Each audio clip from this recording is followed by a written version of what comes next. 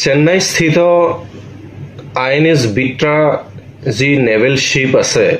সেই নেভেল শিপ ভ্ৰমণ কৰি আহি এইমাত্ৰ ৰুম পাইছোহি আপোনালোকে নিশ্চয় জানে যে প্ৰেছ ইনফৰমেশ্যন ব্যুৰো তেওঁলোকে অসমৰ 13 জন সাংবাদিকক চেন্নাইৰ তামিলনাডু ৰাজ্যৰ চেন্নাইৰ বিভিন্ন স্থান আৰু বিভিন্ন অনুষ্ঠান দেখুৱাবৰ কাৰণে এটা টিম লৈ আহিছে আৰু সেই টিমৰ অংশ হিচাপে ময়ো আহিছো মই দৈনিক গণ অধিকাৰ কাকতক প্ৰতিনিধিত্ব কৰিছো আৰু আজি 8:30 বজাত ফ্লাইট আছিল ইণ্ডিগো বিমানেৰে আমি 11 বজাত আহি ল্যান্ড কৰিলো চেন্নাই এয়াৰপৰ্টত তাৰ পৰা তেওঁলোকে আমাক গাড়ীৰে সাগৰৰ পাৰেদি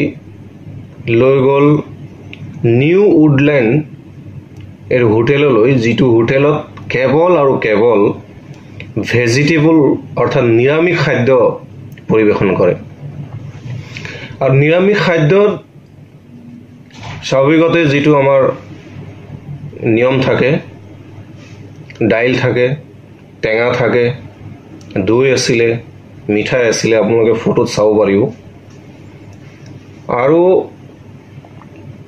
তাৰ পৰা আমাৰ চেন্নাই স্থিত PIBৰ ডেপুটি ডাইৰেক্টৰ সঞ্জয় ঘোষ আমাৰ অসমৰ PIBৰ কমিউনিকেশ্যন অফিচাৰ স্মিতা শইকীয়া DIPRৰ স্বাক্ষৰ ডেকা তাৰোপৰি আমাৰ বিভিন্ন মিডিয়া হাউচৰ এজনকৈ প্ৰতিনিধি আহিছে ইয়ালৈ চেন্নাইলৈ আমি কোৰ্ট মেৰিয়ট হোটেলত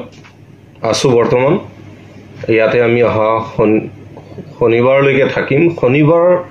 সন্ধিয়া 6 বজাত পুনৰ আমাৰ ৰিটাৰ্ণ টিকট আছে আমি তালৈ গুচি যাম আপোনালোকে জানি ভাল পাব যে আমাৰ ইয়াত 6 দিনৰ এক বিস্তাৰিত কাৰ্যসূচী আছে আৰু সেই কাৰ্যসূচী লিষ্ট কি আছে ডেইলি মই ভাবিছো এটাকে ভিডিঅ' আপলোড কৰিম আপোনালোকে গম পাব আৰু সন্ধিয়া 3 বজাত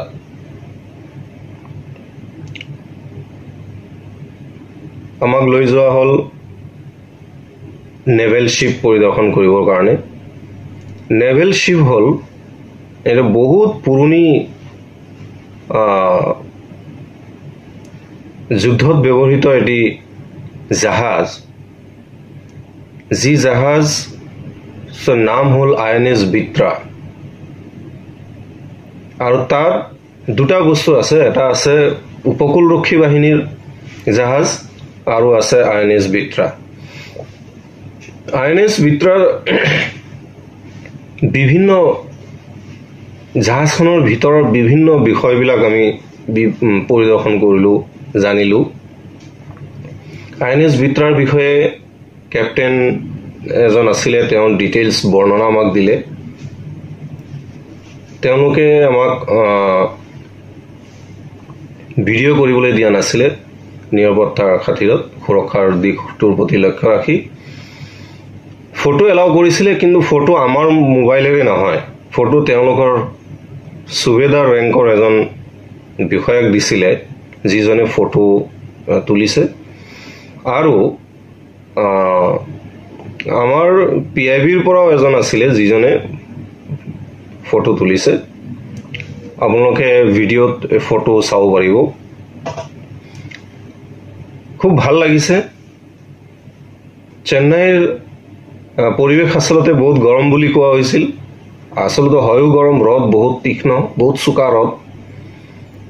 কিন্তু তাৰ মাজে মাজে বতাহ আছে ঠাণ্ডা তামিলনাডু ঘূৰি আজি যিখিনি ঘূৰিলো দেখা পালো যে খুবেই এক মনোমোহা দৃশ্য ৰাস্তা ঘাট বিলাক বহুত আহল বহল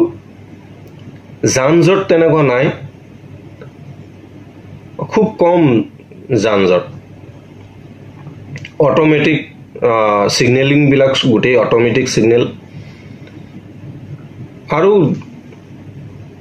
আমি যি দেখিলো তামিলনাডু সম্পূৰ্ণ সেউজীয়া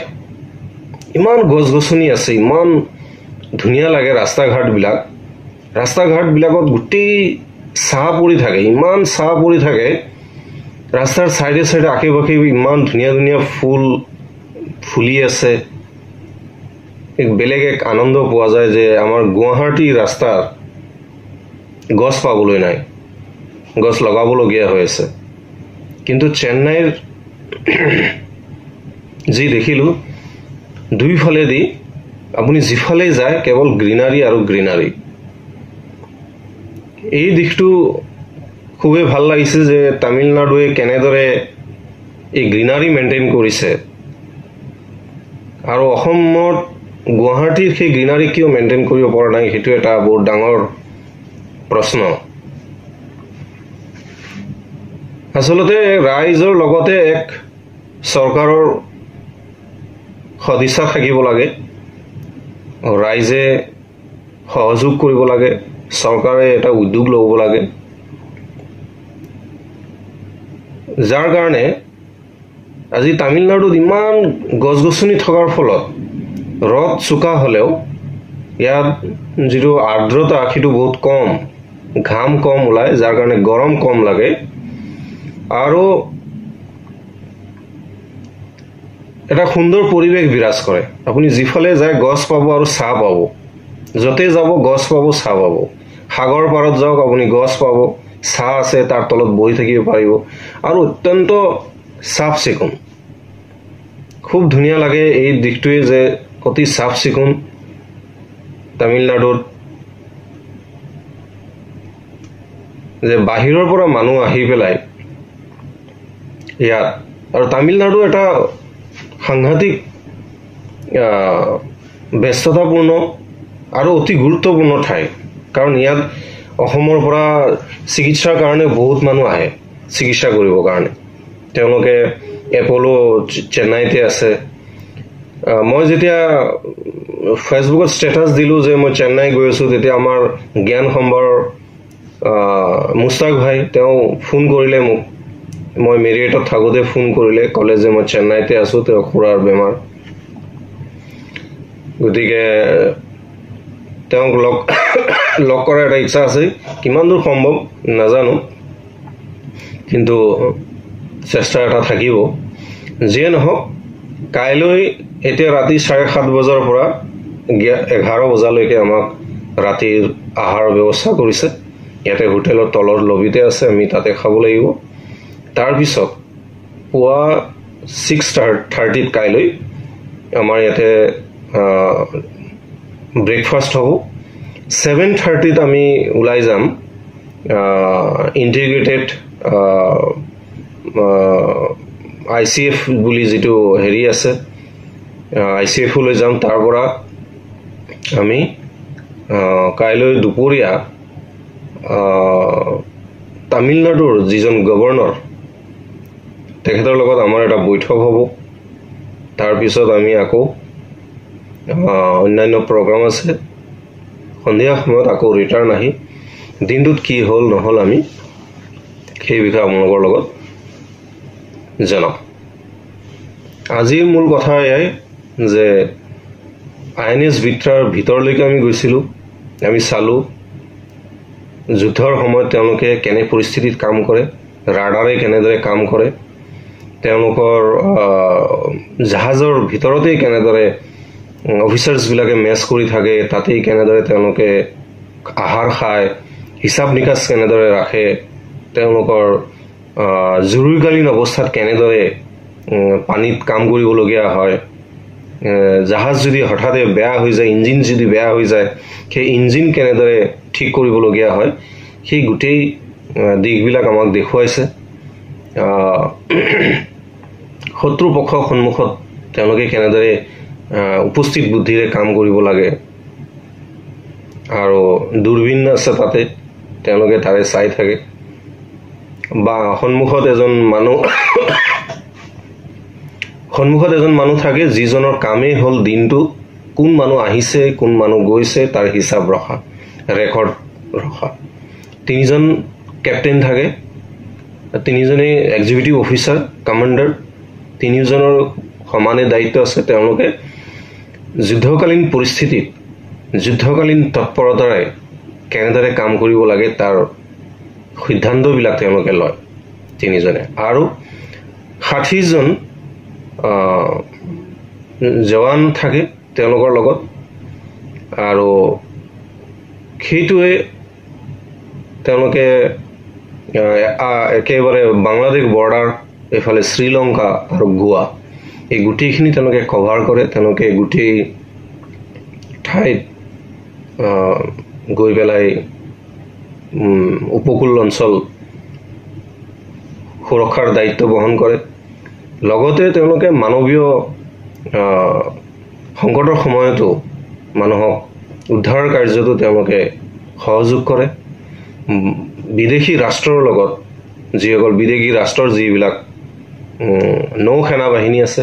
তেওঁলোকৰ লগত এক বন্ধুত্বপূৰ্ণ সম্পৰ্ক ৰক্ষা কৰাৰ দায়িত্বও তেওঁলোকে মাজে সময়ে তেওঁলোকৰ লগত বহে মিটিং কৰে তেওঁলোকৰ লগত আলোচনাত মিলিত হয় আৰু তেওঁলোকে যুদ্ধৰ সময়ত কঠিন পৰিস্থিতিৰ সময়তো তেওঁলোকে অতি সাহসেৰে থিয় দিয়ে যি দেখা পালো যে তেওঁলোকে অত্যন্ত কষ্টৰ মাজেৰে তেওঁলোকে সেই আইএনএছ বিত্ৰাত তেওঁলোকে দায়িত্ব পালন কৰে জীৱনত এইটো এটা ডাঙৰ এক্সপেৰিয়েন্স হ'ল ডাঙৰ এটা অভিজ্ঞতা হ'ল যে নদী সাগৰত জাহাজত কেনেদৰে তেওঁলোকে থাকি দিনে নিশাই কাম কৰে ইয়াৰ কাষতে দেখা পাইছিলো যে ডাঙৰ ডাঙৰ কণ্টেইনাৰবিলাক ডাঙৰ জাহাজেৰে কেনেদৰে মাল বস্তু কঢ়িয়াই লৈ যায় তাৰো এক জিলিগুনি আমি তাত দেখিবলৈ পাইছো আমাক সংগ দিছিলে যিসকল সকলোলৈ ধন্যবাদ আপোনালোকে চোৱাৰ কাৰণে আপোনালোককো ধন্যবাদ জনাইছো অপেক্ষা কৰক কাইলৈৰ নতুন কি দিব পাৰো আমি যি আইএনএছ বিত্ৰাৰ কথা পাতিছো সেই আইএনএছ বিত্ৰা হৈছে ভাৰতীয় নৌসেনাৰ বংগাৰাম শ্ৰেণীৰ টহলদাৰী নৌযানৰ দ্বিতীয়খন জাহাজ এই জাহাজখনক দ্ৰুতগতিত চলা জাহাজক অৱৰোধ কৰা উপকূলীয় আৰু বিশেষ অৰ্থনৈতিক ক্ষেত্ৰত অনুসন্ধান আৰু উদ্ধাৰ অভিযানত ব্যৱহাৰ কৰিবলৈ ইয়াক ডিজাইন কৰা হৈছে আইএনএছ বিত্ৰাৰ ডিজাইন আৰু নিৰ্মাণ কৰিছে গাৰ্ডেন শিপ বিল্ডাৰ্ছ এণ্ড ইঞ্জিনিয়াৰ্ছে জাহাজত যি ডিজেল বা জেনেৰেটৰ প্ৰয়োজন হয় সেয়া যোগান ধৰে কিউমিন্স ইণ্ডিয়া উপগ্ৰহ যোগাযোগ আৰু গ্লোবেল পজিশনিং সিস্টেম আৰু জাহাজত থকা অন্যান্য ইলেক্ট্ৰনিক যিবিলাক সঁজুলিৰ প্ৰয়োজন হয় সেইবিলাক ভাৰত ইলেক্ট্ৰনিক্স লিমিটেড ECIL আৰু হিন্দুস্তান এৰোনটিক্স লিমিটেডে যোগান ধৰে 2006 চনৰ 28 মাৰ্চত গোৱাৰ ভাস্কো ডা গামাত ৰিয়াৰ এডমিৰেল সঞ্জয় ভাটগাঁওকাৰে দ্ৰুত আক্ৰমণৰ জাহাজখন মুতায়ন কৰিছিল জাহাজখনৰ ডিসপ্লেসমেন্ট হল 320 টন দৈৰ্ঘ্য হল 46 মিটাৰ আৰু বিম হল 7.46 মিটাৰ আৰু গতিবেগ 30 নটতকৈও অধিক এই জাহাজখনত 4 জন বিষয়া আছে আৰু 40 জন নাবিক আছে তেওঁলোকে এই দলটো পৰিচালনা কৰে আৰু ইয়াত মধ্যম ৰেঞ্জ আৰু লঘু ৰেঞ্জ মেচিন লগোৱা আছে মেচিন গান লগোৱা আছে দূৰত আৰু মজলীয়া দূৰত লৈকে জাহাজখন উপকূলীয় অঞ্চলত টহল দিয়া কাম অনুসন্ধান উদ্ধাৰ অভিযান উপকূলীয় অঞ্চলত নিৰাপত্তা সাগৰ পৃষ্ঠৰ বিভিন্ন ধৰণৰ যুদ্ধ ইত্যাদি বিভিন্ন ভূমিকা পালন কৰে আৰু জাহাজৰ ওপৰত নীলা আৰু কলা ৰঙৰ সি হৰ্ছৰ ছবি অংকন কৰা আছে আৰু ইয়াক ভাৰতীয় এক পৌৰাণিক আখ্যানৰ লগত ইয়াৰ সম্পৰ্ক থকা যেন লাগে আৰু য'ত ভগৱানক বৰুণৰ বাহনৰ কথা উল্লেখ কৰা আছে জাহাজখনৰ মূল মন্ত্ৰ হ'ল কাৰেণ্ট এণ্ড বিয়ণ্ড এই ইয়াৰ যিজন লেফটেনেণ্ট আছিল তেওঁ হ'ল হাৰ্দিক শ্ৰীমালী। তেওঁ অসমৰ পৰা যোৱা আমাৰ এই সাংবাদিকৰ দলটোক আদৰণি জনায় আৰু নৌসেনা জাহাজখনৰ সবিশেষ তেওঁ আমাক বিশদভাৱে দাঙি ধৰে। সাংবাদিকৰ দলটোক নেতৃত্ব দিয়া PIB অসমৰ কমিউনিকেশ্যনছ বিভাগৰ বিষয়া স্মিতা শইকীয়াই লেফটেনেণ্ট শ্ৰীমালীক গামোচাৰে সম্বৰ্ধনা জনায় আৰু যুদ্ধ জাহাজৰ এই যি এক্সপ'জাৰ টুৰ আছিলে তাক দেখুৱাৰ কাৰণে ভাৰতীয় নৌসেনাক ধন্যবাদ জনায়।